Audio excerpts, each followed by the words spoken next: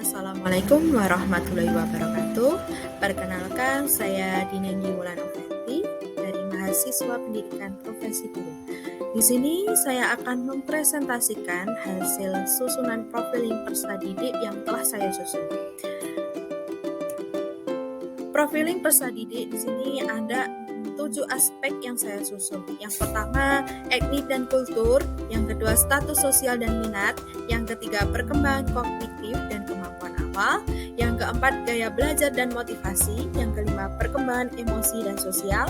Yang keenam, perkembangan moral. Dan yang ketujuh, perkembangan motorik. Aspek yang pertama yaitu etnik dan kultur. Etnik yaitu merupakan kelompok sosial yang terhubung karena kesamaan keturunan, adat, agama, bahasa, dan sebagainya. Implikasi dari etnik ini, pendidik dalam melakukan proses pembelajaran perlu memperhatikan jenis etnik apa saja yang terdapat dalam kelasnya. Sedangkan kultur yaitu peserta didik kita sebagai anggota suatu masyarakat memiliki budaya tertentu dan sudah barang tertentu menjadi pendukung budaya tersebut. Budaya yang ada di masyarakat kita sangatlah beragam, seperti kesenian, kepercayaan, norma, kebiasaan, dan adat istiadat. Aspek yang diobservasi pada etnik dan kultur ini, yang pertama yaitu asal suku atau daerah peserta didik, yang kedua kegiatan sosial yang biasa diikuti, yang ketiga budaya sekitar seperti kesenian, kepercayaan, norma, kebiasaan, dan adat istiadat. Yang kedua yaitu aspek status sosial dan minat. Status sosial yaitu manusia diciptakan Tuhan dengan diberi rezeki seperti berupa pekerjaan, kesehatan, kekayaan, kedudukan, dan penghasilan yang berbeda-beda. Kondisi seperti ini juga melatar belakangi peserta didik yang ada pada suatu kelas atau sekolah kita. Implikasi dengan adanya variasi status sosial ekonomi ini, pendidik dituntut untuk mampu bertindak adil dan tidak diskriminatif. Sedangkan minat, untuk mengetahui apakah peserta didik memiliki minat belajar yang tinggi atau tidak sebenarnya dapat dilihat dari indikator minat itu sendiri. Indikator minat meliputi perasaan senang, ketertarikan peserta didik, perhatian dalam belajar, keterlibatan siswa dalam kegiatan pembelajaran, manfaat dan fungsi mata pelajaran.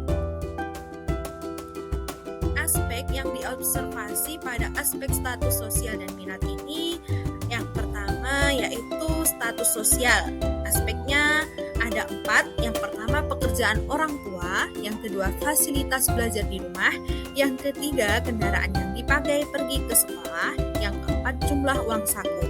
Sedangkan dari aspek minat itu ada 3 yang ditanyakan, yaitu yang pertama mata pelajaran favorit, yang kedua ekstrakurikuler kesukaan, dan yang ketiga hobi atau kegemaran. Aspek yang ketiga yaitu perkembangan kognitif dan kemampuan awal. Aspek kognitif ini, tingkat perkembangan kognitif yang dimiliki peserta didik akan mempengaruhi guru dalam memilih dan menggunakan pendekatan pembelajaran, metode, media, dan jenis evaluasi. Sedangkan kemampuan awal ini berkaitan dengan pengetahuan dan keterampilan yang harus dimiliki terlebih dahulu. Maksudnya ini adalah untuk pengetahuan atau keterampilan yang lebih rendah dari apa yang akan dipelajari.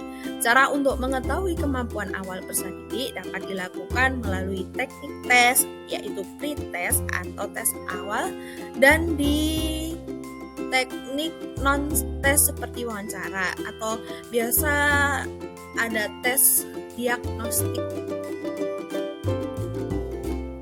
Selanjutnya, aspek yang diobservasi dari perkembangan kognitif dan kemampuan awal ini ada 5. Yang pertama, mampu berpikir rasional seperti penalaran untuk menyelesaikan suatu masalah yang konkret atau aktual.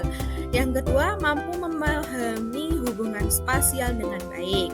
Yang ketiga, mampu mengkategorikan sesuatu dan mampu untuk melakukan klasifikasi terhadap benda-benda konkret.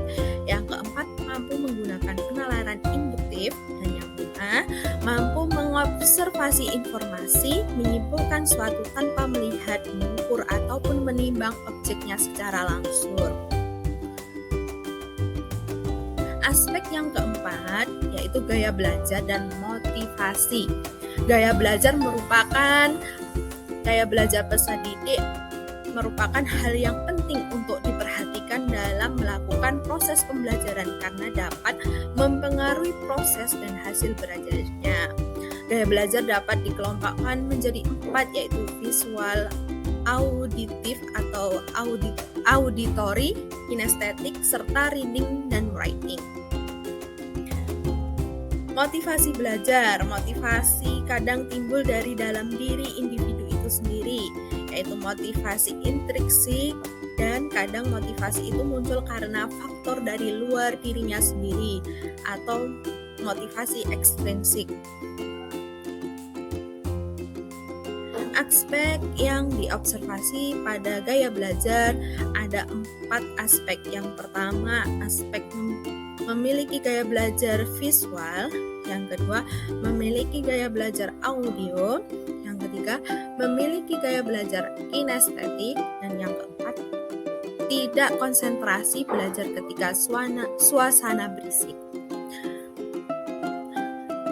Aspek yang diobservasi pada motivasi belajar, yang pertama yaitu fokus pada pembelajaran, yang kedua rajin atau tepat waktu dalam mengerjakan tugas, yang ketiga aktif bertanya kepada guru atau teman tentang materi yang belum dipahami.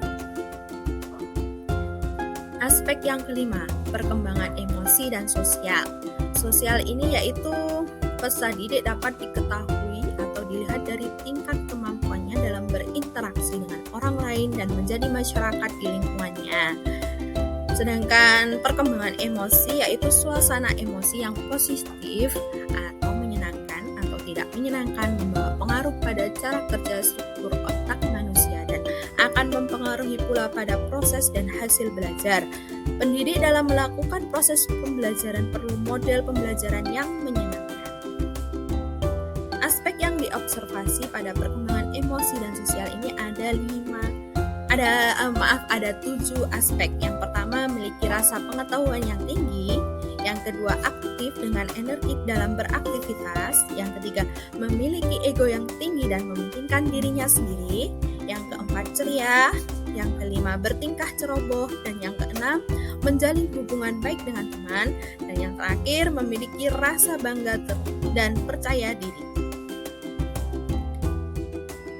Aspek yang keenam yaitu perkembangan moral. Moralitas ini dijadikan sumber atau acuan untuk menilai suatu tindakan atau perilaku karena moralitas memiliki kriteria nilai atau value yang berimplikasi pada takaran kualitatif seperti baik buruk, benar salah, pantas tidak pantas, wajar tidak wajar, layak tidak layak, dan sejenisnya. Aspek yang diobservasi pada perkembangan moral ini ada 4 aspek. Yang pertama, berdoa sebelum dan sesudah melakukan kegiatan. Yang kedua, rajin beribadah. Yang ketiga, menyanyikan lagu nasional. Dan yang keempat, menaati peraturan yang berlaku. Aspek yang ketujuh yaitu perkembangan motorik. Perkembangan motorik merupakan proses yang sejalan dengan bertambahnya usia secara bertahap dan berkesinambungan, di mana gerakan individu meningkatkan dari keadaan sederhana, tidak terorganisir, dan tidak terampil ke arah penguasaan keterampilan motorik yang kompleks dan terorganisir dengan baik. Motorik kasar adalah gerakan tubuh yang menggunakan otot-otot besar atau sebagian besar atau seluruh anggota tubuh yang dipengaruhi oleh kematangan anak itu sendiri. Motorik halus yaitu gerakan yang menggunakan otot halus atau sebagian anggota tubuh tertentu yang dipengaruhi oleh kesempatan untuk belajar dan berlatih.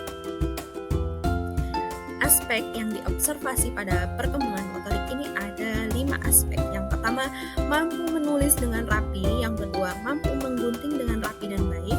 Yang ketiga, mampu berjalan jijik di garis lurus.